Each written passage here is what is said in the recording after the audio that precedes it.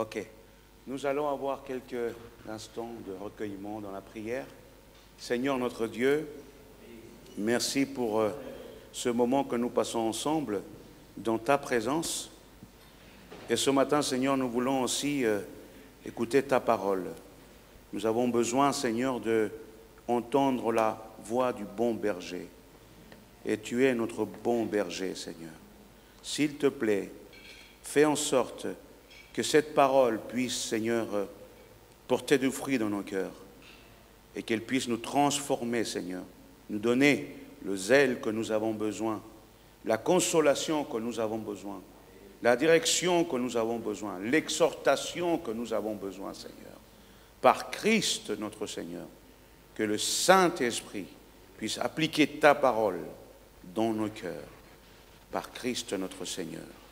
Amen. Nous allons lire quelques versets dans le premier chapitre de l'évangile de Marc.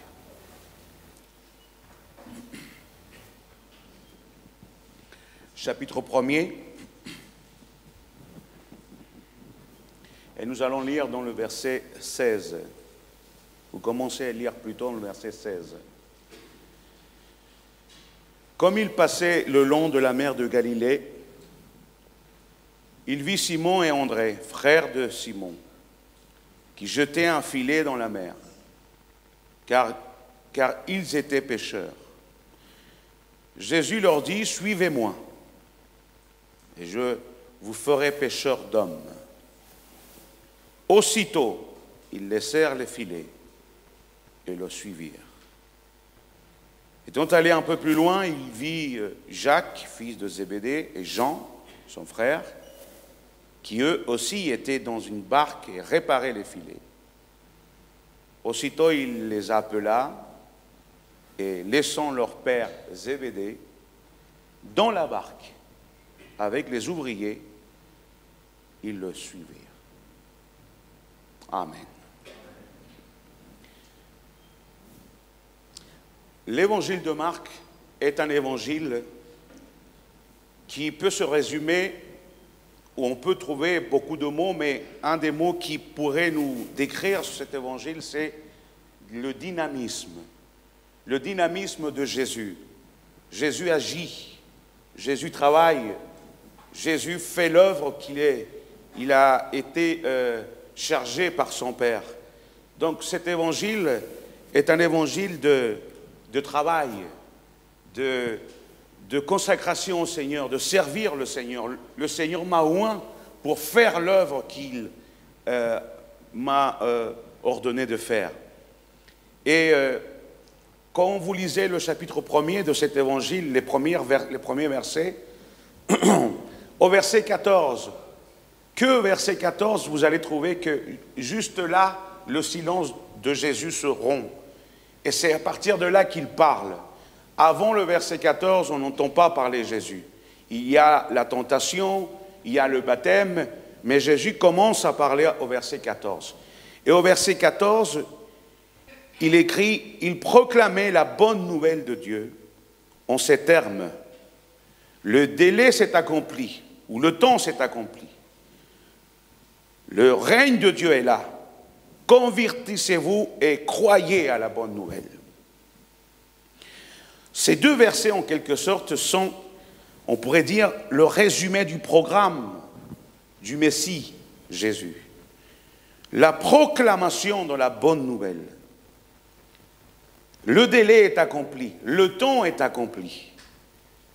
Vous lisez dans Ésaïe chapitre 42, « Moi l'Éternel, je t'ai appelé pour le salut, et je te prendrai par la main, et je te garderai, et je t'établirai pour traiter alliance avec le peuple, pour être la lumière des nations, pour ouvrir les yeux des aveugles, pour faire sortir de prison les captifs, et leur donner la libération, et ceux qui étaient dans les ténèbres puissent voir la lumière. »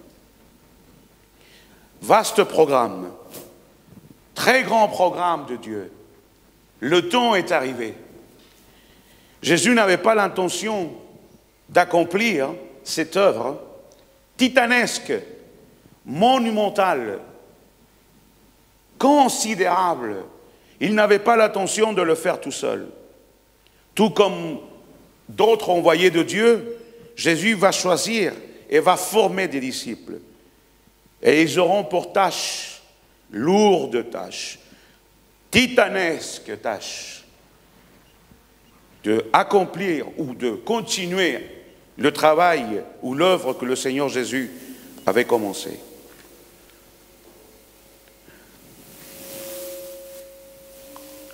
Où trouver les candidats? Où trouver les hommes qui vont porter cette charge énorme? Où trouver les hommes qui vont s'identifier à cette œuvre de Dieu? Cette œuvre titanesque, monumentale. Où les trouver? Où les trouver? Et Marc, dans son récit, vous pouvez le voir dans le verset 16, ne nous conduit pas afin qu'il trouve ses disciples ou trouve ceux qui vont aider dans cette tâche. Marc, dans son récit, ne nous conduit pas au temple, où d'ailleurs se trouve l'élite religieuse, ni à Rome ou à Athènes, où se trouvent les esprits brillants. Ce qui est surprenant avec le Seigneur, c'est que Jésus ne cherche pas des prêtres experts dans les tâches religieuses. Et Dieu sait qu'à l'époque, il y en avait beaucoup. Il ne cherche pas des scribes formés en matière de loi mosaïque, mais il cherche des hommes ordinaires, des hommes et des femmes simples. Afin de commencer, ce qu'on pourrait dire la pêche de l'histoire, la pêche décisive que Dieu va mener à travers toute l'histoire, à travers tout le temps qu'il a établi de grâce. Et curieusement, comme je vous l'ai dit, le récit de Marc nous emmène ni à Athènes, ni à Paris, ni à Rome, mais il nous amène au bord de la mer de Galilée. Au bord de la mer de Galilée. Dans la ville de Capharnaüm, la ville de Naoum. Que peut-on trouver au bord de la mer de Galilée? On ne pourra pas trouver ces grandes élites religieuses. Elles ne sont pas là. Elles sont à Jérusalem. On ne trouvera pas des scribes formés non plus. C'était le retour.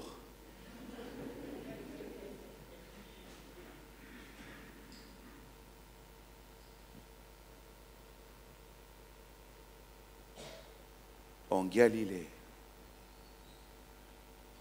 Plus précisément à Capharnaüm, dans le petit village de pêcheurs.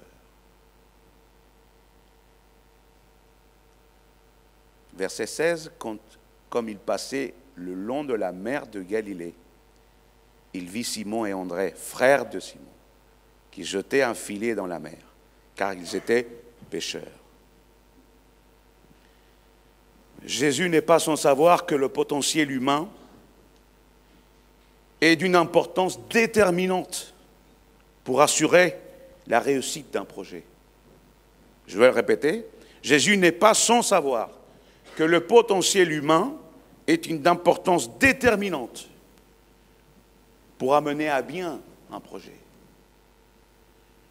Si vous n'avez pas le potentiel humain créatif, motivé, capable de travailler en équipe, eh bien, on fera peu de choses dans les meilleurs des cas, rien dans les pires des cas.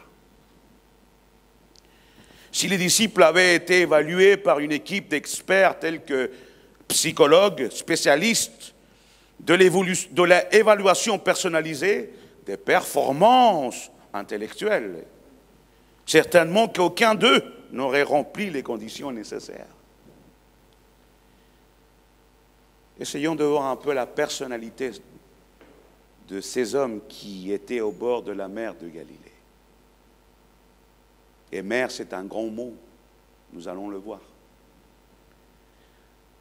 La personnalité de ces hommes s'est construite sur le bruit des vagues, j'allais dire de ce lac plutôt que mer. La mer leur fournissait leur subsistance.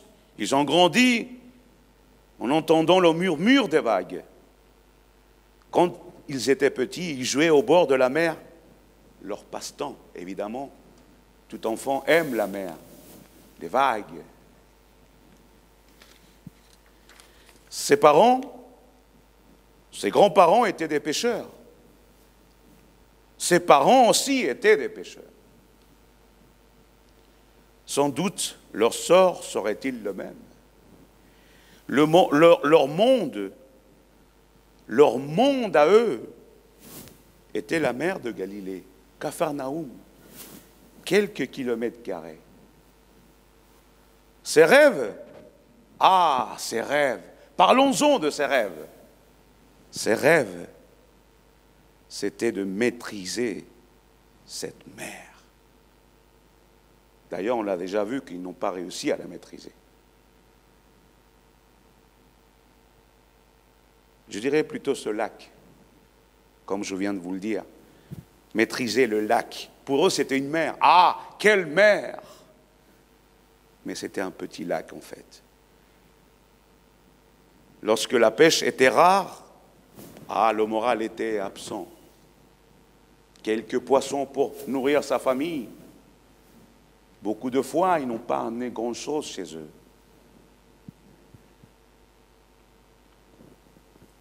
Lancer, récupérer des lourds filets était une tâche épuisante. Après des longues journées de travail, les muscles étaient tendus, fatigués. Endurer le soleil, le vent, le froid, la fureur des vagues toute la journée, la nuit, ce n'était pas un travail qui pouvait être fait par tout le monde. Il y a eu des journées où la pêche était, comme je vous l'ai dit, très rare. C'était très frustrant. Oui, il y avait des journées où ils rentraient découragés avec les filets légers et leur cœur lourd. À cette époque, il était très difficile de survivre en Israël. Et prendre le risque de changer de vie, de changer de métier, c'était de la pure folie. Surtout dans cet endroit-là. Oui, leur monde était la mer de Galilée. Et ils mourraient certainement autant que pêcheurs de poissons. Le verset 19, il nous dit, non loin de là, il y avait d'autres jeunes hommes, Jacques et Jean, ils travaillaient avec leur père, Zébédée, ils réparaient les filets. Zébédée avait de l'argent puisqu'il avait des barques. Une toute petite entreprise. Et peut-être que ces hommes rêvaient aussi dans cette famille-là, la famille de Zébédée, peut-être que comme ils avaient une toute petite entreprise, peut-être qu'ils rêvaient de la faire croître et d'avoir une grande entreprise. Une grande entreprise familiale. Quel patrimoine pour la famille à cette époque. Même s'ils avaient une culture qui ne leur permettait pas d'aller au-delà des bateaux, des filets, des poissons, ils rêvaient d'avoir plus.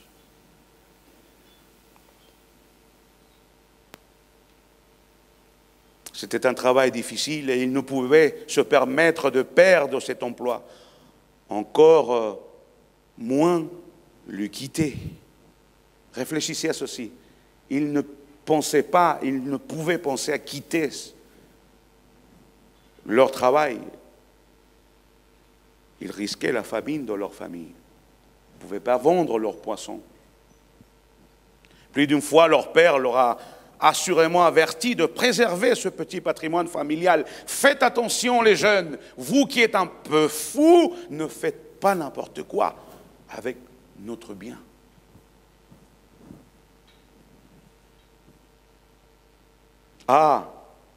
le mot aventure. Le mot aventure n'était pas écrit dans leur dictionnaire familial.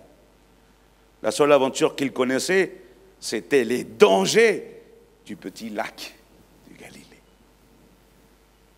Peut-être qu'ils jouaient aux pirates.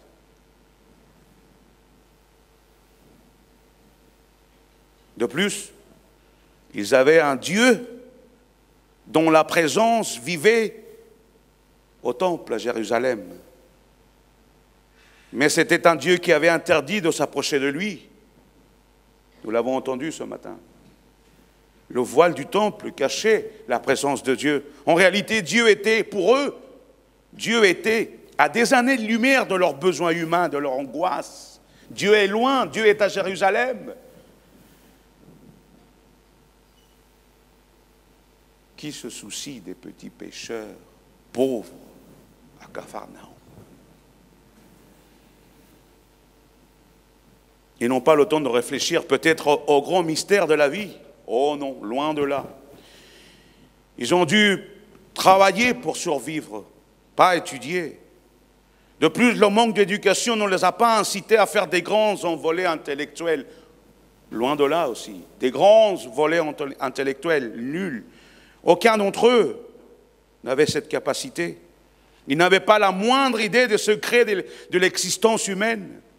Ils avaient des pensées, comme aujourd'hui, sombres, comme l'on a aujourd'hui les personnes qui sont esclaves des pressions sociales du monde moderne. Oui, ils étaient sous pression constamment.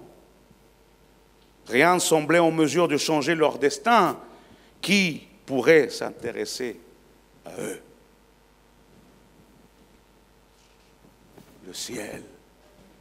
Il y a un chant en espagnol qui dit « Le ciel ne t'a pas oublié ». Un jour comme les autres, ils jettent leur filet.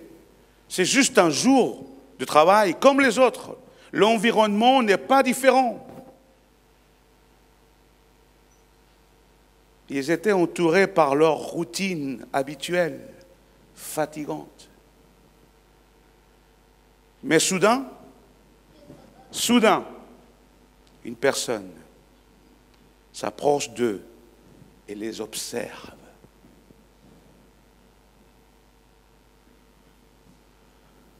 Eux aussi s'arrêtent, parce qu'ils travaillaient, ils s'arrêtent pour regarder ce personnage inconnu qui s'arrête pour les regarder. Peut-être qu'aujourd'hui, ils auraient pu dire, on aurait pu prendre les termes d'aujourd'hui et dire « il veut ma photo ». Il ne peut pas dire ça, puisqu'il n'y avait pas de photo à l'époque. Mais peut-être qu'ils auraient pu dire aujourd'hui « mais pourquoi il s'arrête comme ça, il me regarde comme ça ?» Il n'a jamais vu un pécheur. Tout le monde voyait un pécheur, tout le monde savait ce que c'est. Mais cet homme, individu inconnu, s'arrête et les regarda. Un peu mal à l'aise peut-être, ils se sont regardés, les deux frères. Bizarre qu'ils nous regardent comme ça. Soudain, l'étranger brise le silence. Suivez-moi et je vous ferai pécheurs d'hommes.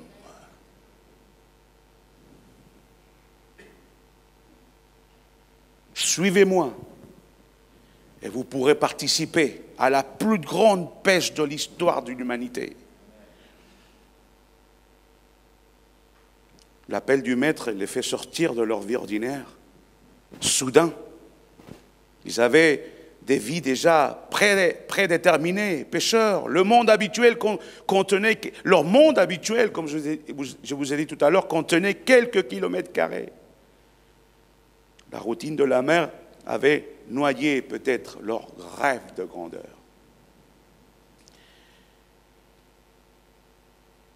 Suivez-moi et participez avec moi à cette extraordinaire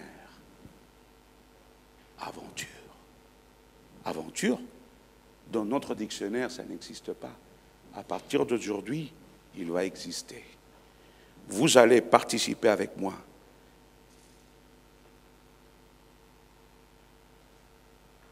Comment se fait-il, et j'ai déjà lu, vous avez déjà lu ce récit, comment se fait-il qu'ils laissent leurs instruments de travail et ils suivent le Seigneur tout de suite? Comment est-il possible, après tout ce que je vous ai dit comme contexte, difficile de changer de travail? S'il n'y a pas de poisson, il n'y a pas d'argent à la maison. Comment se fait-il qu'ils laissent tout sur le champ?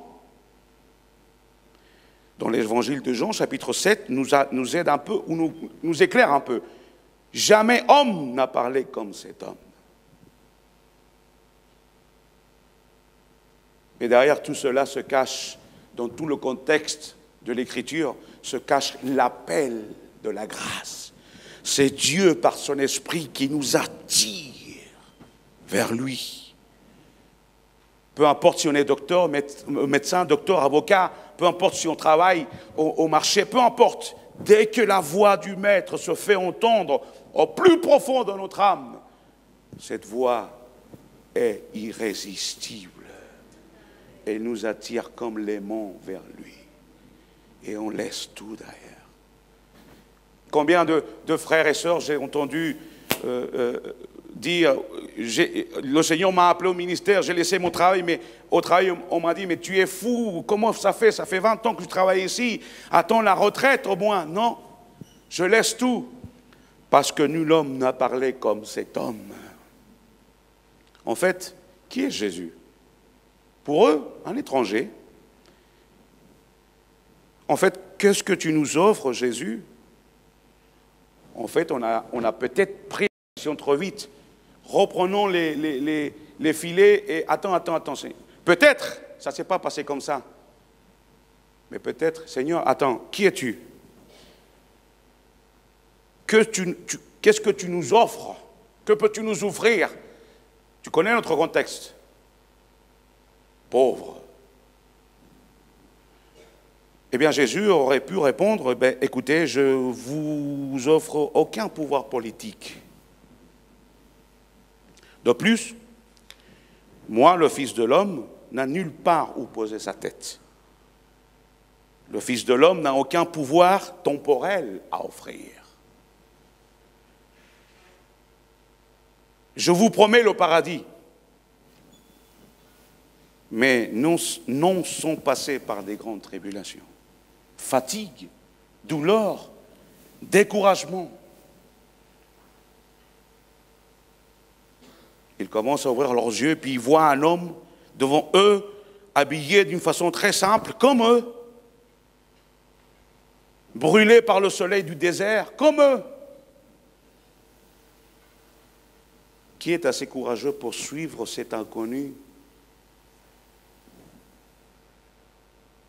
Ces hommes ne pouvaient pas l'expliquer, mais en entendant son appel, ils ont été attirés comme un aimant et ne pouvaient pas résister. Ils ont tout laissé. D'ailleurs, c'est un cas unique. Dans la tradition juive, les étudiants choisissaient leurs professeurs, et pas les professeurs. Mais là, c'est le professeur ou le rabbin qui choisit ses disciples. C'est unique dans l'histoire. C'est parce que Jésus a une différente, ou a une autorité plus grande. Et écoutez bien ceci. Ouvrez bien vos oreilles, frères et sœurs. Ce n'est pas le moment de vous endormir. Il faut vous endormir dans 10 minutes, pas avant. Mais écoutez bien ce que je vais lire maintenant. Cela se trouve dans Jean 15. Lisez-le à la maison. Ici, on écoute. Jean 15. Lisez tout le chapitre. Je ne vous donne pas le verset, comme ça vous le cherchez tout. Vous lisez tout. Écoutez bien ceci. Ce n'est pas vous qui m'avez choisi. Est-ce que vous avez bien compris? Au malgache, je ne sais pas le dire, je suis désolé. Désolé. Je pourrais le dire en espagnol, mais au malgache, c'est impossible. Même sous la torture. Ce n'est pas vous qui m'avez choisi, mais moi.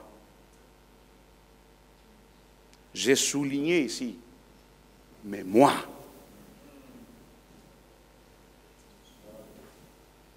D'ailleurs, vous le dites dans vos prières. Vous dites dans vos prières, Seigneur, merci parce que tu m'as aimé. Merci parce que tu m'as sauvé. Merci. Il n'y a personne qui dit, Seigneur, merci, 50% pour toi et 50% pour moi parce que finalement, j'étais assez intelligent pour te connaître. Qui dit ça? Ce n'est pas vous qui m'avez choisi, c'est moi. Je vous ai choisi et je vous ai établi afin que vous alliez et que vous portiez du fruit et que votre fruit demeure. Demeure.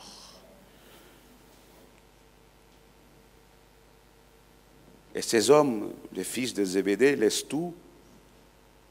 N'oubliez pas que la famille dans la famille juive, la famille était l'identité pour les personnes. Et ils laissent leur identité. Et Jésus leur demandera que les membres de la famille ne soient plus leur priorité, mais que ce soit le Seigneur sa priorité. Il leur apprend que le connaître et l'aimer doit être la priorité première dans la vie. Le reste passe au second plan.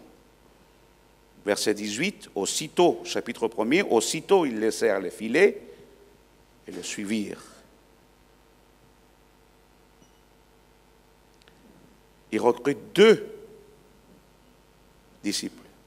Et dans le chapitre 19, verset 19, il recrute 2 de plus. 2 plus 2, ça fait 4. En France, ça fait 4 aussi. Hein. Ça fait 4.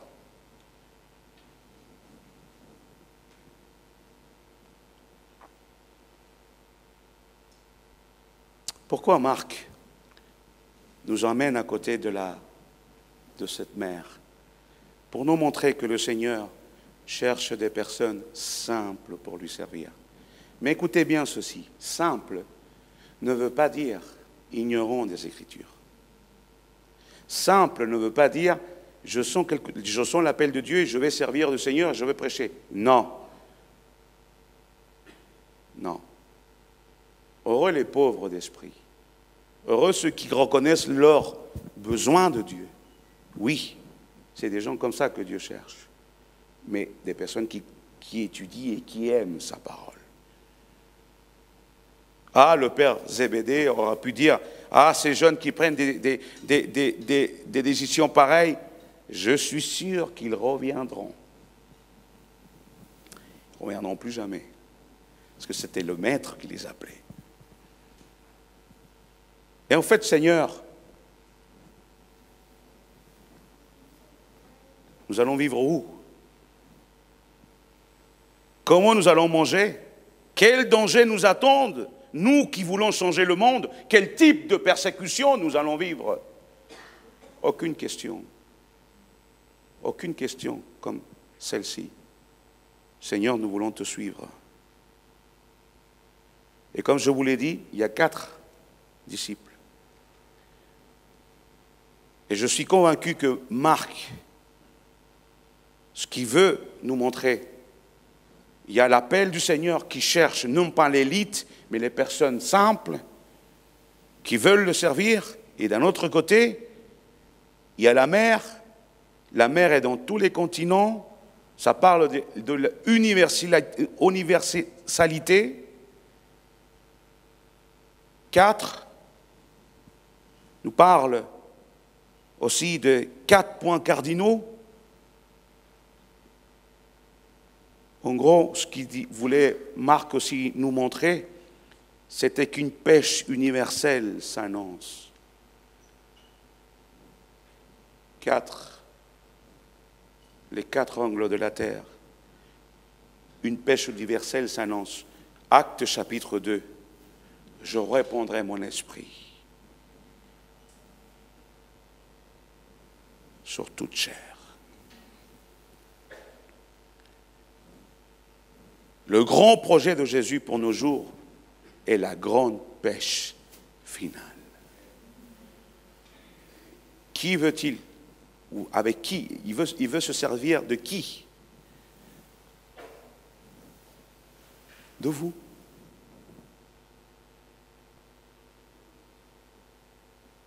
vous. Je ne sais pas si vous le croyez parce que je ne vois pas vos visages puisqu'il y a les masques. Mais je veux bien croire que vous le croyez.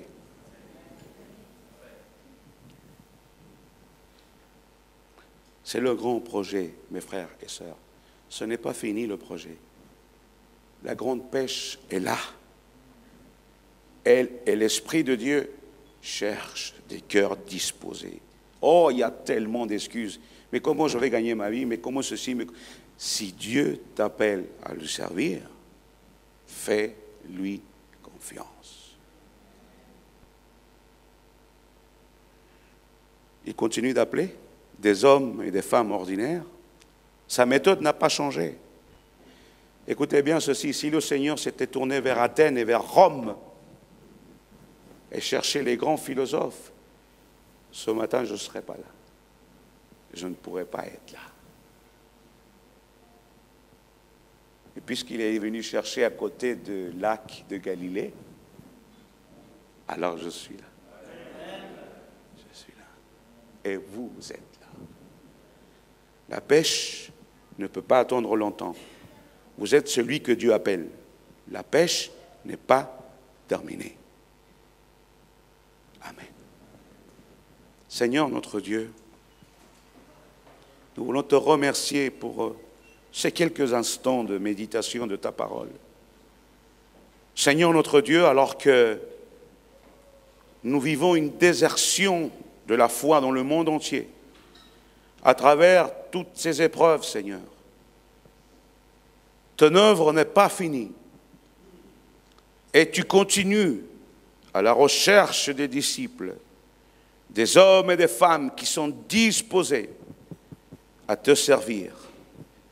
Et peu importe le coût, Seigneur notre Dieu, ce matin, tu nous parles et tu nous dis, Seigneur, que cette grande pêche n'est pas encore finie. Il y a beaucoup de poissons à pêcher encore.